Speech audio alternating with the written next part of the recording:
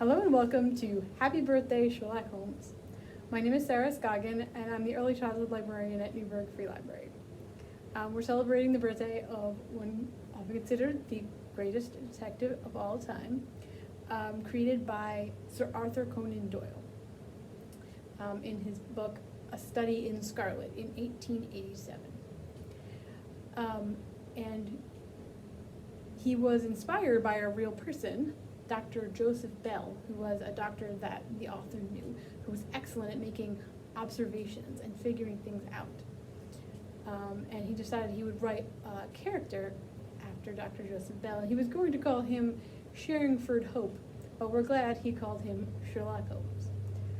So even though Sherlock Holmes is a character in a story, Sherlockians, as Sherlock Holmes fans are often called, Sherlockians like to do something called playing the game. And that means that when you're together in a meeting or a celebration like this, you agree at the beginning to pretend that Sherlock Holmes is a real person and talk about him as if he's a real person.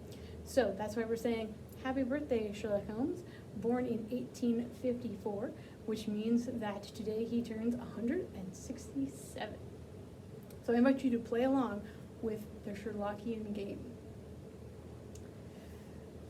Sherlock Holmes is really something that spans many ages.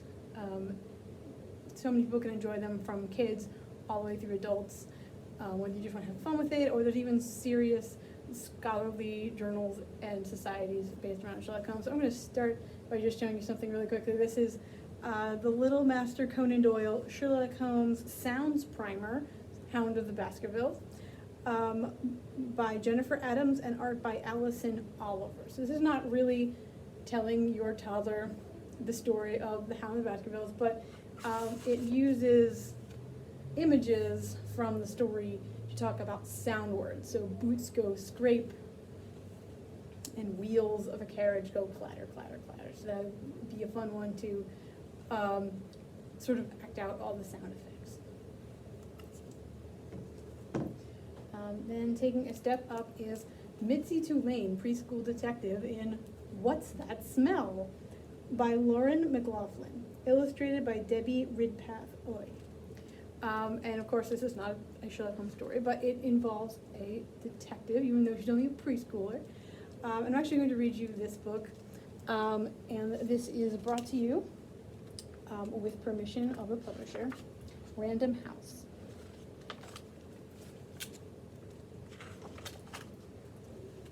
Mizi Tulane knew every smell that came from her kitchen. As a detective, it was her job to know what happened at 123 Maple Street. There was breakfast, which smelled of burnt toast. There was lunch, which smelled of peanut butter. And there was dinner, which smelled like burnt chicken. Mitzi took Gigi Gaboo into the kitchen to investigate. There, she found Mommy pouring strange things into a bowl, then whizzing them up with a noisy machine. What was going on? Mitzi was sure her mother was up to something, so she hid under the table to spy. Mommy spilled yellow goop on the floor. She made dust clouds of flour that turned Mitzi's hair white. She burned her hand in the oven and said words that Mitzi had never heard. Mitzi went straight to Baby Kev's room to discuss the case. Baby Kev, she said, Mommy is up to something, and it sure smells funny. Baby Kev had suspected as much. It's not breakfast or lunch, said Mitzi, and dinner's a long way off. So what do you think is going on in that kitchen? Baby Kev didn't say much, but he had a lot of time to think. So Mitzi left him to mull the facts of the case while she went out to search for more clues. Following her nose to the smell of shaving cream, Mitzi found Daddy coming out of the bathroom. There she uncovered an important clue, a telltale spot of white foam beneath his ear. Little arrow there pointing to the foam beneath his ear. But Daddy never shaved on a Sunday. He stayed scratchy all weekend long. Hey, Pumpkin, he said while buttoning his favorite shirt. What's going on? That's what I'd like to know, said Mitzi. And don't call me Pumpkin. A little while later, Grandma and Grandpa showed up. Then Noni and Nunu came too. Then aunties Jen, Colin, and Patty, and uncles Mark, Steve, and Chris. Then all the cousins, Georgia, Gemma, Drew, Oscar, Thomas, Brianna, Sophie, Emerson. Everyone in the whole wide world was standing in Mitzi's living room. Just then the lights went out. A hush fell over the room. There was an eerie glow that seemed to come from a candle. 4 candles, in fact, and they were sitting on top of a cake. Clutching Gigi Gaboo, Mitzi turned to baby Kev. Wait a minute, she whispered. The cake, the grandparents, the aunts, the uncles, the cousins, daddy shaving on a Sunday. Do you know what's going on here, baby Kev? Well, do you? Baby Kev, who was not a detective like Mitzi, had absolutely no idea. It's a birthday party, she whispered.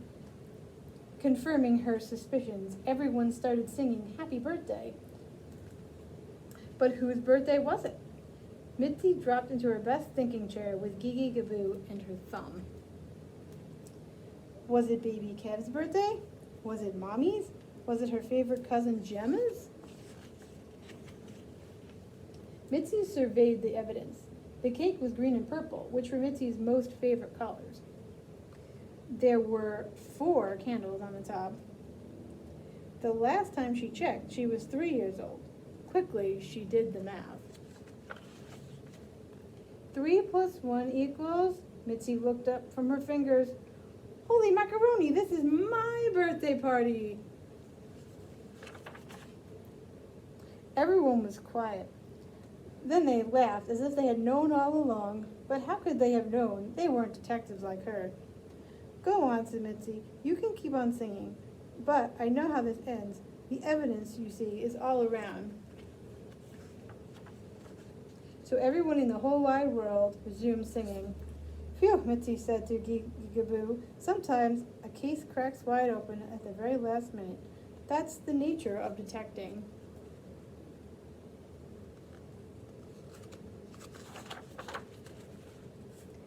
And that thought, Gigaboo, is why the world needed preschool detectives.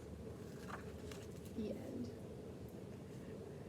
So you can see that little ones already can practice using their observational skills and putting together a mystery. Moving up in age are books, just for example, as Barry Baskerville solves a case. So Baskerville, again, referring to the Baskervilles, but his name is Barry Baskerville, and he also uses his kid powers of thinking and observation to solve a mystery and help his parents. For those who are already readers, but they're still practicing, so this is a Stepping Stones chapter book, so you can kind of see the print is still pretty big and the language a bit simplified, but they're stepping into reading chapter books. So we have easy reader Sherlock Holmes type stories. This one's actually a choose your own adventure. Match wits with Sherlock Holmes, and this contains 2 stories, The Adventure of the Copper Beeches and The Red-Headed League. So you get to a point when they say, if you decide to go this way, turn to page 5. If you decide to go that way, turn to page 10. You can choose your own Sherlockian adventure and see if it's how it turns out in the original. And then, of course, we have the full classic Arthur Conan Doyle stories.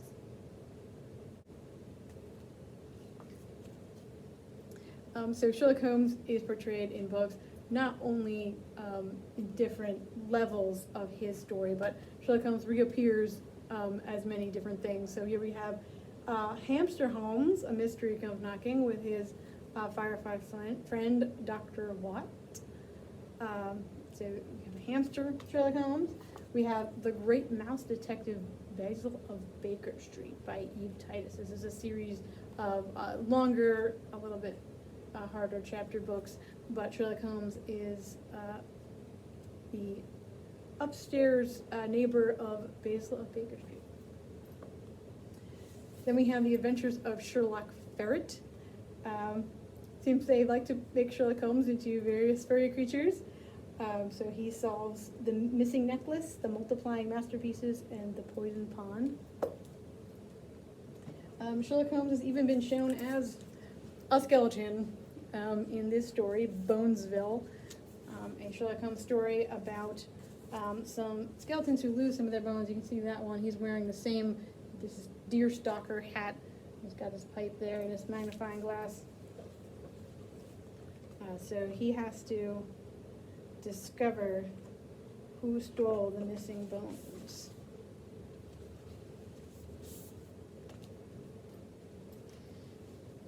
Wearing this kind of hat and Inverness cape has kind of become shorthand for even detectives, like Mickey Mouse, who is played by himself, but he's still dressed up like Sherlock Holmes.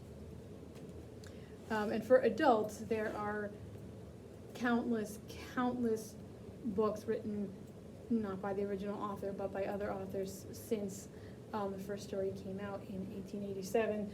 So there's all kinds of what we call pastiches, so stories emulating the original sort of tone and Victorian setting of Sherlock Holmes. But then there's some Sherlock Holmes in the future, on a space station. This is crossovers, so Sherlock Holmes has met Professor Challenger, which is another character invented by Sir Arthur Conan Doyle. Sometimes he meets aliens, or he meets H.G. Wells, or Dracula. Sherlock Holmes meets a lot of people in adult crossover Sherlock Holmes stories.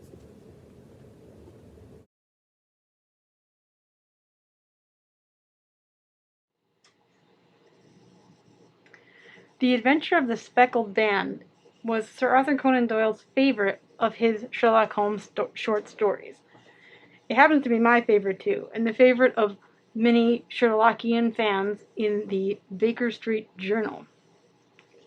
I'm just going to read the very beginning of the story, and I will have a link where you can find out the rest of the mystery. The Adventure of the Speckled Band by Sir Arthur Conan Doyle. On glancing over my notes of the 70-odd cases in which I have, during the last 8 years, studied the methods of my friend, Sherlock Holmes, I find many tragic, some comic, a large number merely strange, but none commonplace, for working as he did rather for the love of his art than for the acquirement of wealth, he refused to associate himself with any investigation which did not tend towards the unusual and even the fantastic. Of all these varied cases, however, I cannot recall any which presented more singular features than that which was associated with the well-known Surrey family of the Roylotts of Stoke Moran. The events in question occurred in the early days of my association with Holmes, when we were sharing rooms as bachelors in Baker Street. It is possible that I may have placed them upon record before, but a promise of secrecy was made at the time, from which I have only been freed during the last month by the untimely death of the lady to whom the pledge was given.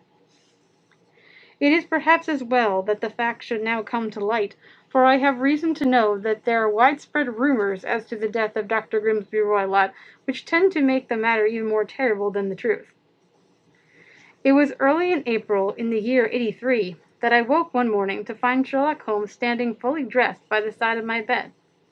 He was a late riser as a rule, and as the clock on the mantelpiece showed me that it was only 7:15, I blinked up at him in some surprise, and perhaps just a little resentment, for I was myself regular in my habits. "Very sorry to wake you up, Watson," said he, "but it's the common lot this morning. Mrs. Hudson has been awakened. She retorted upon me, and I on you."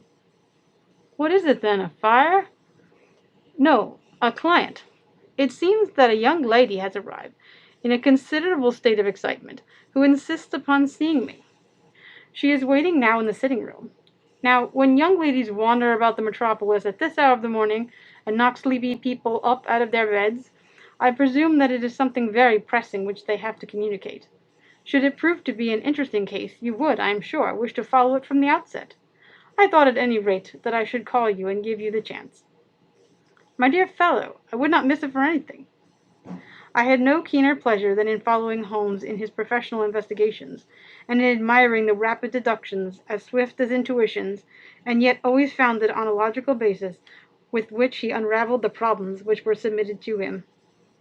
I rapidly threw on my clothes and was ready in a few minutes to accompany my friend down to the sitting room. A lady dressed in black and heavily veiled, who had been sitting in the window, rose as we entered. "Good morning, madam," said Holmes cheerily. "My name is Sherlock Holmes. This is my intimate friend and associate, Dr. Watson, before whom you can speak as freely as before myself. Ha! I'm glad to see that Mrs. Hudson has had the good sense to light the fire. Pray draw up to it, and I shall order you a cup of hot coffee, for I observe that you are shivering." "It is not the cold which makes me shiver," said the woman in a low voice, changing her seat as requested. "What, then?" "It is fear, Mr. Holmes. It is terror."